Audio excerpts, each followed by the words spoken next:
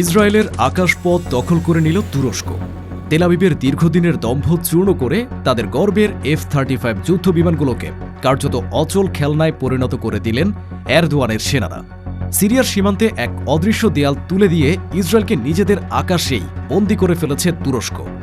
অবশেষে আঙ্কারা ও Tel Aviv সরাসরি লড়াইয়ের মাঠে, আর শুরুতেই এরদোয়ানের এই মরণ কামড়ে দিশেহারা নেতানিয়াহু। দামেস্ক আন্তর্জাতিক বিমানবন্দরে তুরস্কের রাডার বসানোর পর ইসরায়েলি চ্যানেল 15 স্বীকার করতে বাধ্য হয়েছে সিরিয়ার আকাশ এখন ইসরায়েলের জন্য মৃত্যুপুরী। 12 দিনের যুদ্ধে যে রাস্তা দিয়ে তারা ইরানে হামলা চালিয়েছিল সে রাস্তাতেই এখন তুরস্কের কঠোর পাহারা। বাশার আল আসাদের পতনের পর তেল আবিব যে স্বপ্ন দেখেছিল সিরিয়া হবে তাদের বাফার জোন, সে স্বপ্ন আজ দুঃস্বপ্নে পরিণত হয়েছে। মধ্যপ্রাচ্যের ভূ রাজনীতিতে গত 24 ঘণ্টায় যে নীরব বিপ্লব ঘটে গেল তা তেল আবিবের ওয়ার রুমে কেবল ভূমিকম্প নয়, বরং এক চূড়ান্ত মহাবিপর্যয়ের সাইরেন বাজিয়ে দিয়েছে। তবে এই মুহূর্তের সবচেয়ে বড় রহস্য হল মাত্র একটি রাডার সুইচ অন করতেই কিভাবে ইসরায়েলের গর্বিত F-35 স্টিলথ বাহিনী সিরিয়ার আকাশে অন্ধ হয়ে গেল এবং তাদের ডানা ঝাপটানো চিরতরে বন্ধ হয়ে গেল। আসাদ তো নেই, কিন্তু জোলানি ও এরদোয়ানের এই নতুন জোট কি তবে ইসরায়েলের আকাশ সীমার স্বাধীনতার দাফন রচনা করে ফেলল? ইরানে ঢোকার যে গোপন দক্ষিণ করিডোর দিয়ে ইসরায়েল 12 দিনের যুদ্ধে বাজিমাত করেছিল, আজ সেখানে তুরস্কের পাহারা বসার পর নেতানিয়াহুর হাতে কি আর বিকল্প রইল? রাশিয়ার S-400 যা পারেনি, তুরস্কের নিজস্ব প্রযুক্তি HTRS-100 কি একাই সে দুর্ভেদ্য নো ফ্লাই জোন তৈরি করে বিশ্বকে চমকে দিল? এবং সবশেষে ইসরায়েল কি তবে এই ফাঁদে আটকা পড়ল, নাকি নিজেদের আকাশসীমা ফিরে পেতে তারা এ রাডার ধ্বংস করার মতো আত্মঘাতী সিদ্ধান্ত নিয়ে তৃতীয় বিশ্বযুদ্ধ ডেকে আনবে? শুরুতে আসা যাক সেই গেম চেঞ্জার মুহূর্তটির বিশ্লেষণে, যা ইসরায়েলি জেনারেলদের রাতের ঘুম হারাম করে দিয়েছে। দামেস্ক আন্তর্জাতিক বিমানবন্দরে তুরস্ক যে HTRS-100 রাডার সিস্টেমটি মোতায়েন করেছে তা কোনো সাধারণ নজরদারি যন্ত্র নয়। এটি তুরস্কের নিজস্ব প্রযুক্তিতে তৈরি এমন এক ডিজিটাল চোখ যা 115 মাইল বা প্রায় 185 কিলোমিটার ব্যাসার্ধের মধ্যে আকাশে ওড়া যে কোনো বস্তুকে নির্ভুলভাবে শনাক্ত করতে পারে। এর অর্থ হল ইসরায়েলি বিমান সিরিয়ার সীমান্তে প্রবেশ করার অনেক আগেই তুরস্কের স্ক্রিনে ধরা পড়ে যাবে। এতদিন ইসরায়েল তাদের F-35 বা F-16 বিমান নিয়ে নিচু দিয়ে উড়ে বা লো অ্যালটিটিউড ফ্লাইট করে রাডার ফাঁকি দিত, কিন্তু HTRS-100 এর অ্যাডভান্সড ট্র্যাকিং সিস্টেম সে সুযোগ পুরোপুরি বন্ধ করে দিয়েছে। দামেস্ক এখন আর অরক্ষিত নয়, এটি এখন জোলানি সরকারের অনুমোদনে তুরস্কের প্রযুক্তিতে মোড়া এক দুর্ভেদ্য দুর্গ। ইসরায়েলি চ্যানেল 15 এর রিপোর্টটি তেল আবিবের আতঙ্কের গভীরতা প্রকাশ করেছে। তারা সরাসরি বলেছে এই রাডার মোতায়েনের ফলে সিরিয়ার আকাশ সীমায় ইসরায়েলের ফ্রিডম অফ অ্যাকশন বা স্বাধীনভাবে হামলা চালানোর ক্ষমতা মারাত্মকভাবে খর্ব হয়েছে। এতদিন তারা চাইলেই দামেস্কে ইরানের কোনো কনভয় বা হিজবুল্লার কোনো ঘাঁটিতে হামলা চালাতো, কিন্তু এখন প্রতিটি হামলার আগে তাদের শতবার ভাবতে হবে, কারণ তুর্কি রাডার তাদের লক করে ফেলবে। আর রাডার লক হওয়া মানেই যে কোনো মুহূর্তে মিসাইল এসে সেই বিমানকে ধ্বংস করে দিতে পারে। ইসরায়েল বুঝতে পারছে সিরিয়ার আকাশে এখন তাদের একচেটিয়া দাদাগিরির যুগ আনুষ্ঠানিকভাবে শেষ হয়ে গেছে। আসাধীন সিরিয়াকে তারা যতটা দুর্বল ভেবেছিল, তুরস্কের উপস্থিতিতে তা এখন ইসরায়েলের জন্য সবচেয়ে বড় হুমকির কারণ হয়ে দাঁড়িয়েছে। এই ঘটনার সবচেয়ে গুরুত্বপূর্ণ কৌশলগত দিকটি হল দক্ষিণ সিরিয়ার করিডোর। সামরিক বিশ্লেষকদের মতে গত 12 দিনের যুদ্ধে ইসরায়েল এ দক্ষিণ সিরিয়ার আকাশপথ ব্যবহার করে ইরানের সীমান্তের খুব কাছে পৌঁছে গিয়েছিল। এটি ছিল তাদের জন্য একটি নিরাপদ প্যাসেজ বা গোপন রাস্তা। জর্ডান এবং সিরিয়ার সীমান্তের এই এলাকাটি এতদিন রাডারের আওতামুক্ত ছিল, যা ইসরায়েলকে ইরানের বিরুদ্ধে এক বিশাল কৌশলগত সুবিধা বা স্ট্র্যাটেজিক অ্যাডভান্টেজ দিয়েছিল। কিন্তু এরদোয়ান ঠিক সেই জায়গাতেই আঘাত করেছেন। দামেস্কে HTRS-100 বসানোর ফলে এই পুরো দক্ষিণ করিডোরটি এখন তুরস্কের নজরদারির আওতায় চলে এসেছে।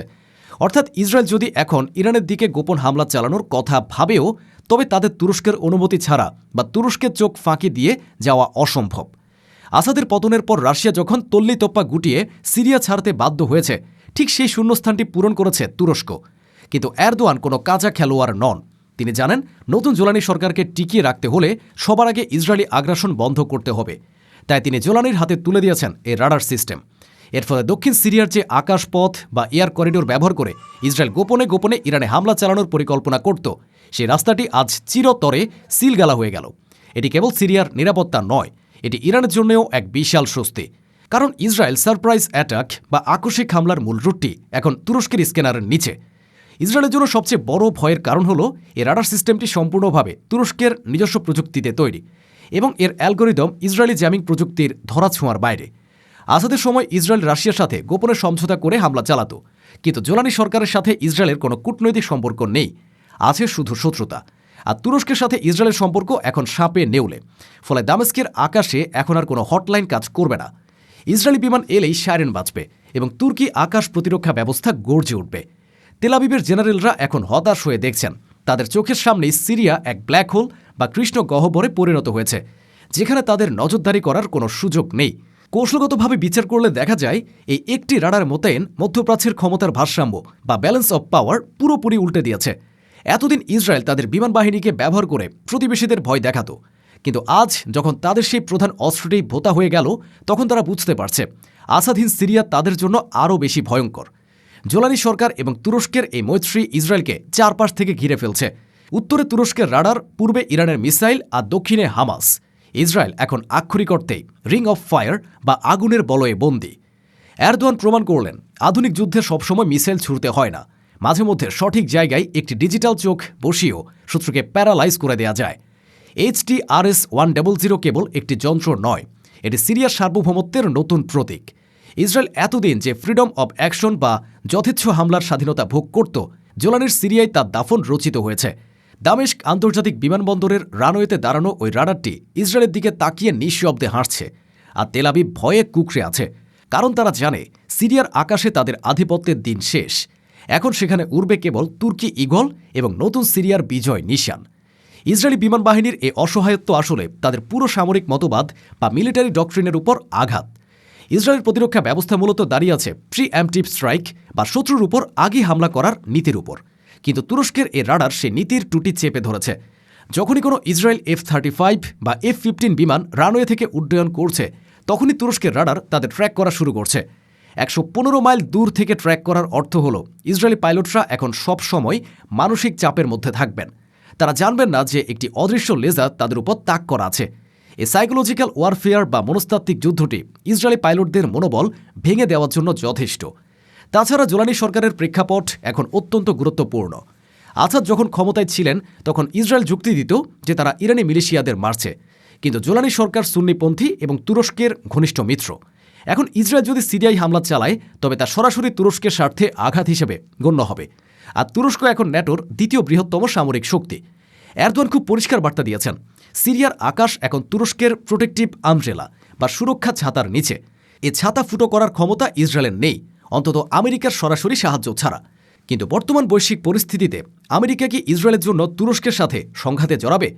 উত্তর হল না। ইসরায়েল এখন এক গভীর সংকটে। তাদের সামনে দুটি পথ খোলা। এক, এ অপমান মেনে নিয়ে সিরিয়ার আকাশ থেকে সরে আসা এবং ইরানের সীমান্তে পৌঁছানোর অন্য কোনো কঠিন পথ খোঁজা। 2, তুরস্কের রাডার সাইটে হামলা চালানো। কিন্তু দ্বিতীয় পথটি বেছে নেওয়া মানে সরাসরি তুরস্কের সাথে যুদ্ধ ঘোষণা।